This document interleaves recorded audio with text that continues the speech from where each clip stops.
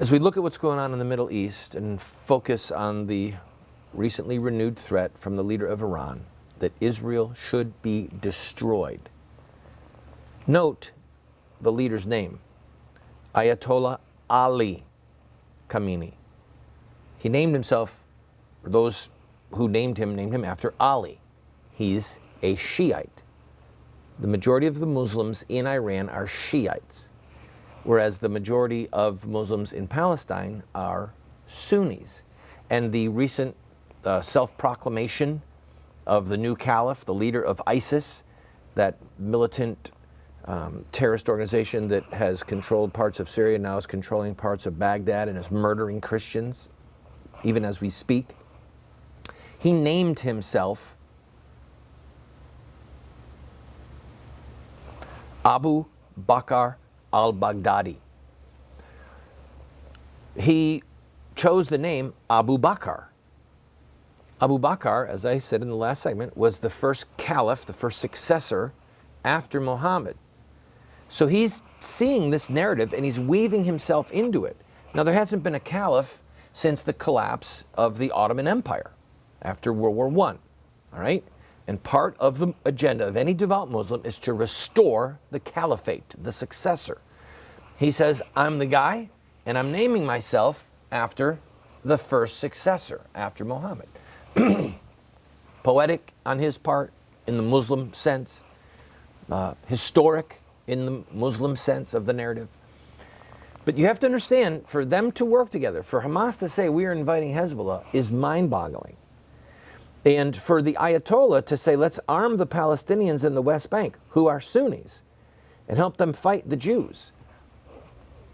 They hate the Jews so much. Why? I'm going to tell you. And by the way, one other thing. Iran just said that they developed missiles that can destroy the Israeli Iron Dome and take out the American Patriot defense system. And we all know that the Muslims are at this very moment in Iran on the verge of having nuclear weapons. So when the leader of a country says that the solution is the destruction of the Jewish nation, and they're on the edge of obtaining nuclear weapons and the ability to deliver them, that's the time when the Jewish leadership, with or without the United States of America's help, that's the time they really start to say, you know what? We might have to destroy those bunkers. We might have to destroy their ability to make those nuclear weapons, because if we don't, there might be a nuclear weapon that goes off in Tel Aviv. But I digress. So back to the historic issues and the backdrop of why the Muslims hate the Jews so much. There are two main reasons, and also why they feel total vindication in just annihilation, murder of Jews. It goes to Muhammad himself. When Muhammad began to announce that he was the next prophet after Christ and he was the final prophet, he went to the Jews and told them that he was who they were waiting for, all right? They wanted a Messiah. His understanding of Christian and Jewish theology was very warped. But he really believed that he was a successor to Moses for the Jewish mind, that he was the one that they were waiting for. And they refused to believe it. They said, no, you're not. And they mocked him.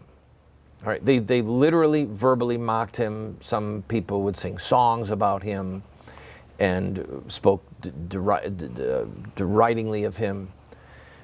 And it really got under Muhammad's skin. So there's one reason. But the vindication of total wholesale murder goes to the life of Muhammad himself in an event where Muhammad oversaw the beheading of every adult male, hundreds of them, chopping off their heads, and then taking their wives and children as slaves.